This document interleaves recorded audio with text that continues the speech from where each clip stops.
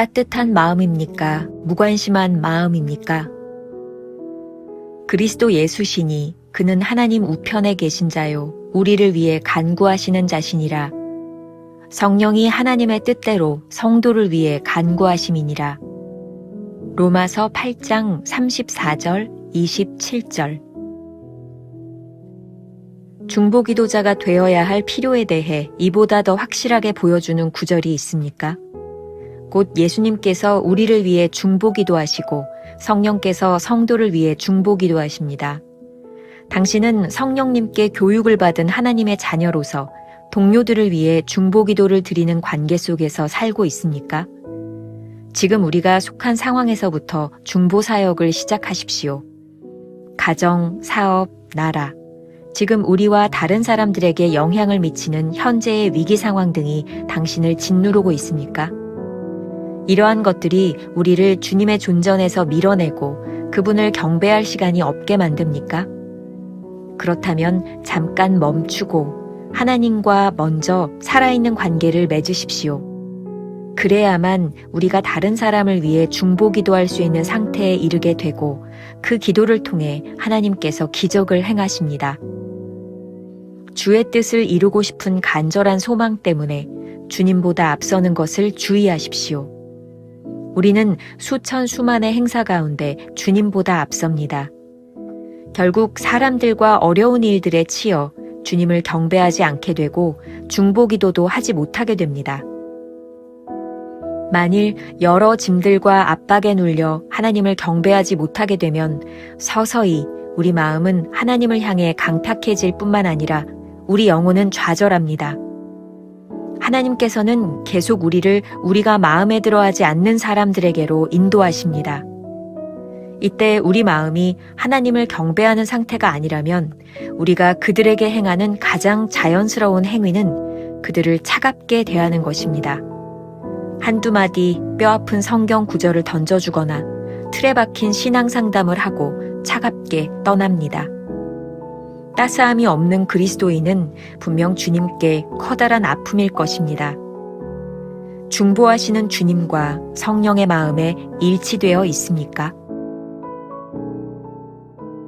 오늘은 4월 1일 따뜻한 마음입니까? 무관심한 마음입니까? 이런 주제로 말씀을 나누어 보도록 하겠습니다. 첫 번째 주제, 중보기도의 필요성. 챔버스는 그제부터 3일 동안 계속해서 중보기도의 필요성에 대하여 이야기하고 있습니다. 무엇보다 기도하는 대상을 향하여 하나님의 마음을 갖도록 주의하지 않으면 우리들이 위선에 빠질 수 있다는 것도 배웠습니다. 하나님께서 우리에게 주시는 예리한 통찰이 다른 사람을 비판하는 칼이 되지 않도록 주의해야 한다는 것도 우리는 배웠습니다. 오늘 묵상에서 챔버스는 이렇게 이야기하고 있습니다. 곧 예수님께서 우리를 위해 중보기도하시고 성령께서 성도를 위해 중보기도하십니다. 당신은 성령님께 교육받은 하나님의 자녀로서 동료들을 위해 중보기도를 드리는 관계 속에서 살고 있습니까? 오늘 이 말씀 가운데서는 중보기도를 드리는 관계라고 하는 부분에 주목해 보려고 합니다. 우리가 지금 살고 있는 이 상황이 중보기도의 상황이라고 하는 것이죠. 중요한 것은 우리를 짓누르는 삶의 위기 때문에 하나님을 밀어내는 것이 아니라 잠깐 멈추고 그 상황 속에서 주님과의 관계를 맺는 것입니다. 관계는 챔버스에게 있어서 늘 신앙의 우선순위와 연관되어 있던 문제입니다. 주님과의 관계를 고려하지 않는 우리의 소원, 즉 위기를 벗어나려는 간절한 소망들이 주님의 뜻을 벗어날 수 있다는 것을 우리가 알아야 합니다. 우리가 흔히 너무 힘들어 기도할 수 없어요 라고 하는 순간들을 맞이할 때가 있습니다.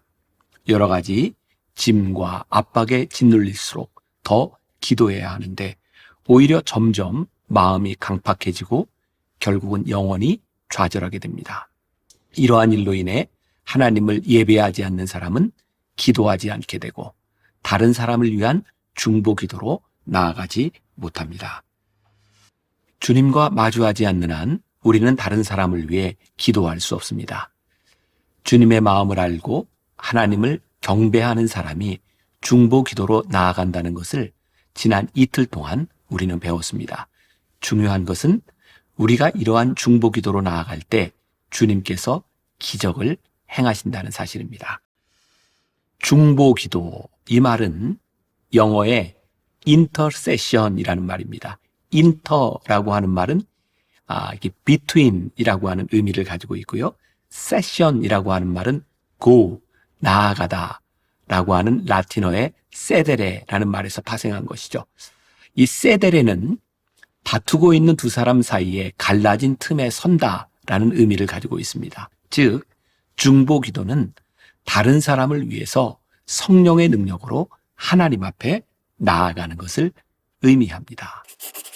기도조차 할 수 없다는 생각이 들면 진정 기도가 필요한 때임을 알아야 합니다. 두 번째, 따스한 마음으로. 챔버스가 이렇게 이야기합니다. 하나님께서는 계속 우리가 마음에 들어하지 않는 사람들에게로 인도하십니다. 이때 우리 마음이 하나님을 경배하는 상태가 아니라면 우리가 그들에게 행하는 가장 자연스러운 행위는 그들을 차갑게 대하는 것입니다. 하나님을 경배하지 않으면서 행하는 우리의 행위는 상당히 형식적이고 가식적입니다. 챔버스는 이러한 모습을 이렇게 표현합니다. 한두 마디 뼈아픈 성경 구절을 던져주거나 틀에 박힌 신앙 상담을 하고 차갑게 떠나는 것이라고 말입니다. 우리가 너무 쉽게 하는 기도할게요 라는 말 역시 그런 것 같습니다. 어쩌면 귀찮은 일을 피하려는 수단으로 그런 말을 사용하고 있지는 않을까요? 중보기도도 참 중요한데 정작 중요한 것은 따뜻한 마음의 기도라는 것을 기억하면 좋겠습니다. 타인을 위한 진통제가 있다고 합니다. 세상에는 너무 가난해서 큰 병에 걸려도 치료 한번 받지 못하고 죽어가는 사람들이 있습니다. 약만 먹으면 쉽게 낫는 병인데 단지 돈이 없어 꼼짝없이 아파야 하는 사람들 말이죠.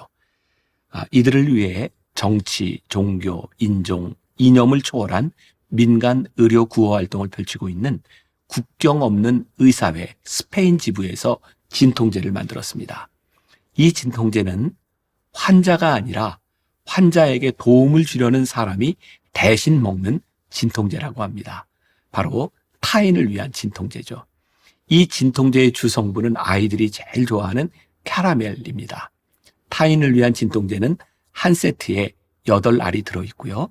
가격은 1유로, 우리나라 돈으로 한 1,350원 정도 됩니다. 타인을 위한 진통제는 출시 3개월 만에 300만 개 이상 판매되어 스페인 베스트셀러 의약품에 등극합니다. 지금도 1만 5천여 개 이상의 약국에서 절찬리에 판매되고 있다고 합니다. 타인을 위한 진통제는 타인의 아픔을 공감하는 사람들에 의해 만들어졌고 타인의 아픔을 함께 하고자 하는 사람들의 동참으로 인해 가난한 자들의 고통을 덜어줄 수 있었습니다. 챔버스의 묵상글을 보면서 예배하는 마음과 중보기도가 얼마나 밀접하게 연관되어 있는지를 봅니다. 성령께서 우리와 함께 하실 때 우리의 심령이 예배하는 마음을 가지게 되고 예배하는 마음은 자연스럽게 성령님의 인도하심을 따라 하나님의 마음을 가지게 됩니다. 하나님의 아픈 마음이 우리에게 전달될 때 비로소 우리는 타인을 위해 기도하게 됩니다. 이때 아픔은 타인의 죄를 바라보며 비판하는 마음이 아니라 위로하며 안타까워하는 마음입니다. 이 순간 성령님의 따스함이 우리 가운데 찾아옵니다. 챔버스는 다음 구절을 아주 중요하게 이야기하고 있는 것 같습니다. 따스함이 없는 그리스도인은 분명 주님께 커다란 아픔일 것이다. 우리를 위해 중보하시는 따뜻한 성령님을 생각하며 우리도 따뜻한 마음으로 기도할 수 있으면 좋겠습니다. 우리가 성령님의 인도하심을 따라 기도하면 성령님이 주시는 따뜻한 마음도 따라올 것입니다. 오늘 우리가 이런 질문을 가지고 하루를 살면 어떨까요? 오늘 우리의 기도 중에서 차가운 기도와 따뜻한 기도를 분별할 수 있을까요? 기도하겠습니다. 하나님 오늘도 우리들에게 왜 중보기도가 필요한지, 어떤 마음으로 중보해야 될지를 알려주셨습니다. 참 두려운 것이 있습니다. 누군가를 위해 기도한다고 하면서 우리들이 차가운 마음을 가지고 정죄하고 있는 것은 아닌지, 혹 우리들이 당신을 위해 기도할게요 라고 말로 번지르하게 우리의 책임을 회피하고 있는 것은 아닌지, 오늘 우리들에게 따스한 성령님 역사하시고 하나님의 마음을 허락하여 주옵소서. 예수님의 이름으로 기도합니다. 아멘.